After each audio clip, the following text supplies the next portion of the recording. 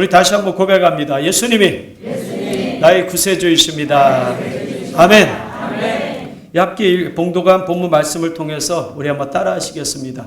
마르지 않는 복. 다시 한번 따라합니다. 마르지 않는 복. 그냥 복이 아니라 하나님의 복이심을 믿으시길 바랍니다. 우리 사랑하는 성도님들은 인생 가운데 이 복으로 춤을 춘다라고 한다면 그 춤을 추게 하는 비결이 무엇이 있을까요? 저는 이 길을 지나가다 보면 이 길 주변에 개업을 하거나 아니면 새로운 물건을 홍보하기 위해서 이 풍선으로 만드는 춤추는 인형을 종종 보게 됩니다.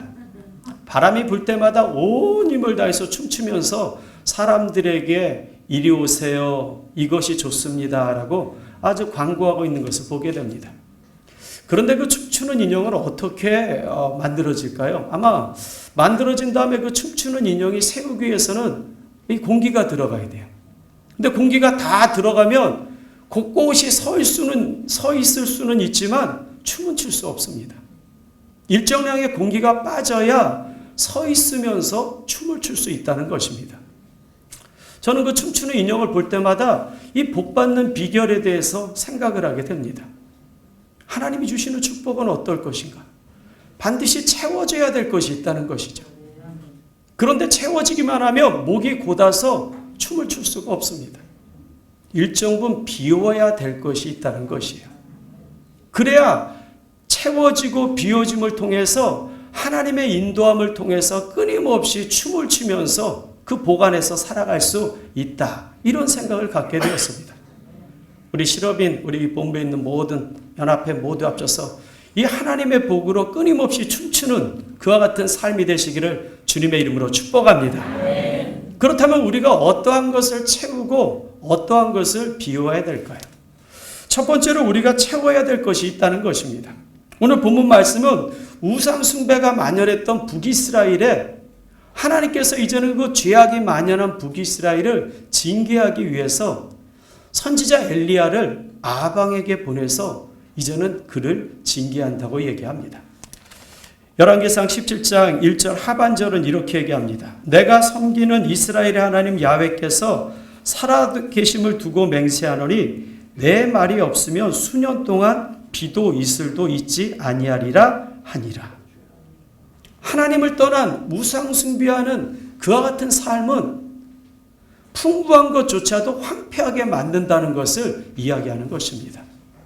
따라서 우리 믿음의 삶, 특별히 실업인으로 나가는 믿음의 자녀들에게는 이 우상 숭배에 대한 부분을 끊임없이 경계하시기를 주님의 이름으로 축복합니다. 하나님을 떠난 백성은 이 풍요로움을 잃어버리고 이제는 척박한 삶으로 바뀌게 됩니다. 그런데 그 척박한 상황, 그 황폐한 땅에서도 엘리야는 하나님께서 먹이시는 것을 이야기합니다. 하나님께서는 그 엘리야를 그 척박한 땅, 말라가는 그 땅 안에서도 그리 시냇가로 이끌어 놓고는 까마귀에게 명령을 해서 그를 먹이십니다. 열왕기상 17장 6절입니다. 까마귀들이 아침에도 떡과 고기를, 저녁에도 떡과 고기를 가져왔고 그가 시냇물을 마셨으나. 하나님께서 이렇게 천사를 보내서 날마다 채우시고 먹이시는 그런 축복이 다 있으시기를 주님의 이름으로 축원을 드립니다. 하나님이 막으시면요, 풍요한 것도 바짝 말라버린다는 것입니다.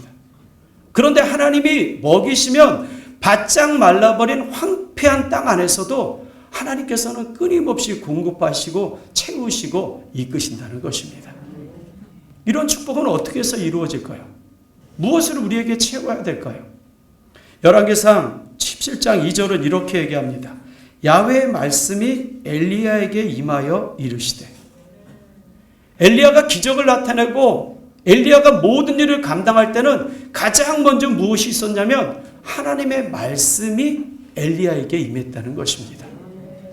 따라서 하나님 앞에 진정한 복을 누려 나갈 수 있는 삶은 세상 어떠한 도구와 지식과 어떠한 경험이 아니라 전능하신 하나님의 말씀으로 먼저 채워질 때 하나님께서는 그 말씀을 통해서 놀라운 복을 나타내신다는 것입니다.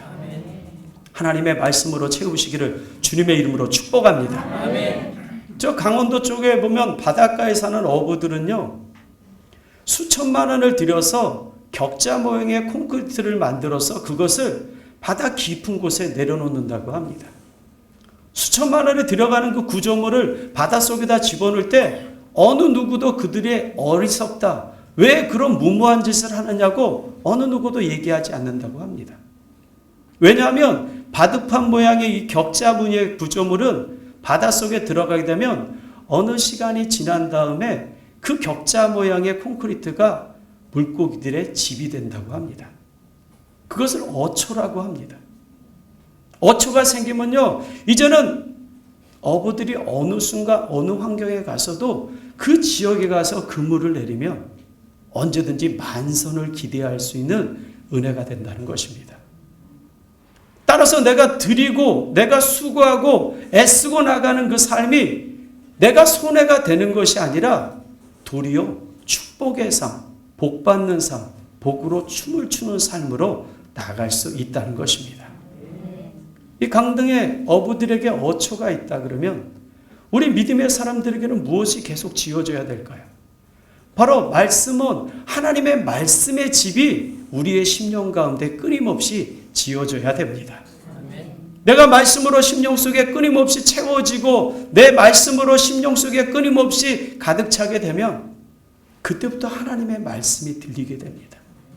하나님의 말씀이 나를 인도하시고 하나님의 말씀이 이끌어 주시면 하나님께서 그리 시냇가로 가라고 명령한 그 말씀이 들릴 때 바로 까마귀를 통해서 먹고 그리 시냇가의 물을 통해서 마실 수 있는 축복이 되는 것입니다. 그때 우리는 하나님 안에서 춤을 추면서 그 복을 누리며 나갈 수 있게 된다는 것입니다. 그런 은혜가 있기를 주님의 이름으로 축복합니다. 그래서 신명기 15장 4절에서 5절은 이렇게 얘기합니다. 내가 만일 내 하나님 야훼의 말씀만 듣고 내가 오늘 내게 내리는 그 명령을 다 지켜 행하면 내 하나님 야훼께서 내게 기업으로 주신 땅에서 내가 반드시 복을 받으리니 너희 중에 가난한 자가 없으리라. 이런 복이 넘쳐나가기를 주님의 이름으로 축복합니다. 우리 시럽이는 영혼이 잘됨같이 범사가 잘되며 강건한 복이 있어야 합니다. 그래야 주님의 일, 우리 당회장 되시는 이용훈 목사님, 대표 이사장 되시는 목사님의 사역에 큰 일을 감당할 수 있는 기초가 될 수 있는 것입니다. 그래서 하나님의 말씀으로 채우셔서 말씀의 집이 될 때 하나님께서 인도하시는 복을 받아 주님의 일을 더 넉넉히 감당하시기를 주님의 이름으로 축복합니다. 말씀으로 심령을 채우면 그 말씀이 나를 이끌어 간다는 것입니다. 따라서 말씀을 끊임없이 읽으시기를 주님의 이름으로 축복합니다. 그 말씀으로 새로워지시기를 주님의 이름으로 축복합니다. 엘리야는 바알과 아세라 싸움에서 이기고는 다시 그 마음속에 하나님의 말씀이 사라지자 어떠한 삶이 되느냐? 이세벨의 한마디에 두려움과 떨림의 삶으로 바뀝니다. 그래서 갈멜산에서 부엘세바, 위치로 얘기하면 저 백두산에서 저 부산으로 도망을 가서는 이제는 나는 살 수 없다고, 나는 이제는 조상보다 낫지 못하다고 죽음을 달라고 이야기합니다. 그런데도 하나님은 하나님의 택한 백성을 하나님 먹이십니다. 40주야 그가 호렙산에 갈 수 있게끔 먹이시고 입히신 다음에 호렙산으로 다시 부르십니다. 그리고는 바람 가운데, 불 가운데, 지진 가운데, 이 무엇입니까? 다 구약에 얘기하는 하나님의 임재 현상입니다. 그런데 그곳에서 엘리야는 하나님을 느끼지 못합니다. 그런 엘리야에게 하나님께서 세밀하게 말씀하십니다. 심령 속에 하나님의 말씀으로 세밀하게 그를 일으켜 세우자 그가 그 처절한 우울증과 절망감에서 일어납니다. 그리고는 다시 소명을 받고 사명을 받게 됩니다. 그래서 북이스라엘에 예후에게 기름을 부어 왕으로 세우고요. 하사엘에게 아람왕 하사엘에게 기름을 부어 왕으로 세우고요. 엘리사에게 기름을 부어서 자신의 후계자로 삼게 됩니다. 들리지 않았던 두려움에 떨었던 그 심령 속에 하나님의 세미한 음성이 울려 퍼질 때 그가 다시 한번 주님 앞에 일어날 수 있는 것과 같이 끊임없이 하나님의 말씀으로 내 삶을 얹혀 하나님의 집으로 만들어 나간다면 그 말씀이 또 다른 능력의 축복으로 우리를 하나님의 복으로 춤추는 삶으로 이끌어 주리라 믿습니다. 그런 복을 누리시길 주님의 이름으로 축복합니다. 두 번째로, 그렇다면 우리가 하나님의 복으로 춤추기 위해서는 무엇이 필요할까요? 비워야 할 것이 있다는 것입니다. 가뭄으로 그리시네가가 마르자 하나님은 다시 엘리야에게 말씀을 전하십니다. 열왕기상 17장 8절에서 9절입니다. 야훼의 말씀이 엘리야에게 임하여 이르시되 너는 일어나 시돈에 속한 사르밧으로 가서 거기 머물라. 내가 그곳 과부에게 명령하여 내게 음식을 주게 하였느니라. 엘리야는 하나님의 말씀을 따라 이제는 시돈 땅, 이방 땅으로 갑니다. 수많은 사람들이 3년 반에 이제 가뭄이 시작되는 그 어려운 2년 가까이 지난 그 가뭄에 2살 베이가 하늘에서 내리는 비라는 것을 하나도 본 적이 없는 2살까지 자랄 때까지 하늘에서 내리는 비를 보지 못하는 그 상황과 여건, 그 황폐한 땅에 하나님은 이스라엘 땅에 이스라엘 백성을 먹인 것이 아니라 이방 땅인 시돈으로 가서 사르밧 과부를 만나라고 합니다. 엘리야는 그곳에 가서 하나님의 말씀에 순종합니다. 그 순종이 엘리야를 끊임없이 먹이는 것입니다. 엘리야는 사르밧 시돈 땅에 가서 사르밧 과부를 딱 보자 그 마음과 심령이 그렇게 편하지 않습니다. 그 여인을 만나 물 좀 갖고 오라고 합니다. 근데 희한하게 가뭄으로 사람들이 다 힘이 들 텐데도 그 여인은, 그 과부는 가서 물을 가지러 가려고 합니다. 그러자 거기에 더불어 엘리야는 떡도 좀 만들어 오라고 합니다. 그러자 그 여인이 절망에 처해서 당황하며 이렇게 얘기합니다. 열왕기상 17장 12절입니다. 그가 이르되 당신의 하나님 야훼께서 살아계심을 두고 맹세하노니 나는 떡이 없고 다만 통에 가루 한 움큼과 병에 기름 조금뿐이라. 내가 나뭇가지들을 주워다가 나와 내 아들을 위하여 음식을 만들어 먹고 그 후에는 죽으리라. 여인의 처절한 상황은 어떠한 상황입니까? 이제는 조금 남은 밀가루로 뭔가를 만들어 먹고는 그 아들과 죽을 것을 기다리는 처절한 절망의 순간이라는 것입니다. 그런데 엘리야는 그런 절망적인 여인을 어떻게 대합니까? 위로합니까? 아닙니다. 그를 격려합니까? 아닙니다. 엘리야는 단지 하나님의 말씀만, 하나님이 주신 말씀만 그 여인에게 전합니다. 그러면서 이렇게 약속합니다. 열왕기상 17장 14절입니다. 이스라엘의 하나님 야훼의 말씀이 나 야훼가 비를 지면에 내리는 날까지 그 통에 가루가 떨어지지 아니하고 그 병에 기름이 없어지지 아니하리라 하셨느니라. 우리는 성경을 통해서 이 결과를 알고 있기 때문에 쉽게 그 결과를 알 수가 있습니다. 그런데 우리가 여기서 생각해 봐야 될 것이 있습니다. 엘리야가 이방 여인에게 요구한 그 요구가 일반적으로 상식적인 걸까요? 돈이 좀 있어 보이는 여인에게 가서 떡 좀 만들어 오라 그러면 좀 민망하기는 하지만 그래도 그렇게 마음이 아주 나쁘진 않을 거예요. 그런데 한번 생각해 보십시오. 여기 계시는 분들이 내일 당장 먹을 거리가 없는데 이 김 목사가 나에게 밥을 사달라고 나를 대접하라고 얘기하면 여기 계신 분들이 저에게 뭐라 그럴까요? 1번 정말 멋진 목사님이십니다. 2번 혹시 미친 거 아니십니까? 뭐가 답일까요? 대부분 사람들이 정신이 있는 거야 없는 거야 라고 생각할 수 있다는 것입니다. 엘리야의 마음은 어땠을까요? 그 여인이 좀 뭔가 가지고 있으면 좀 달래는 것이 부끄럽지 않지만 하나도 갖고 있지 않은 절망적인 그 여인에게 떡을 갖고 와라 물을 갖고 와는 자신이 혹시 스스로가 도적과 같이 여기지 않았을까요? 그런데 두 사람이 보인 모습은 어떻습니까?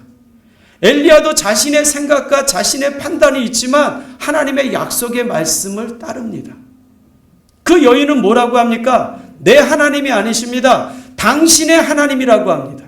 믿음조차도 없습니다. 그런데도 하나님의 말씀을 어떻게 합니까? 그는 받아들입니다.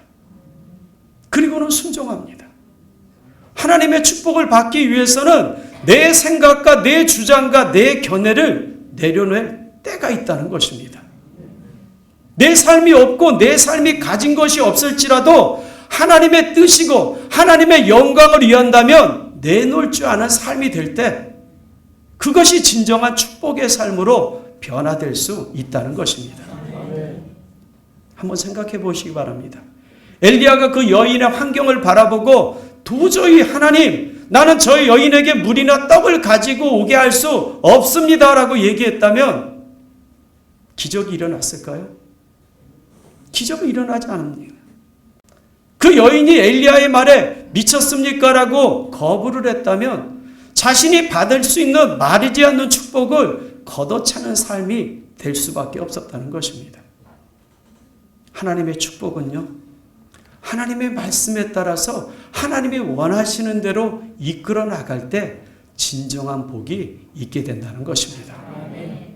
우리 시려분들이 삶이 어렵고 내 환경이 이 엘리야가 찾아간 사르밧 가우와 같은 연약한 삶이 있을지라도 진정으로 하나님의 영광과 뜻이라는 것이 내 마음속에 있으면 내놓을 줄 아는 삶이 되어야 된다는 것입니다.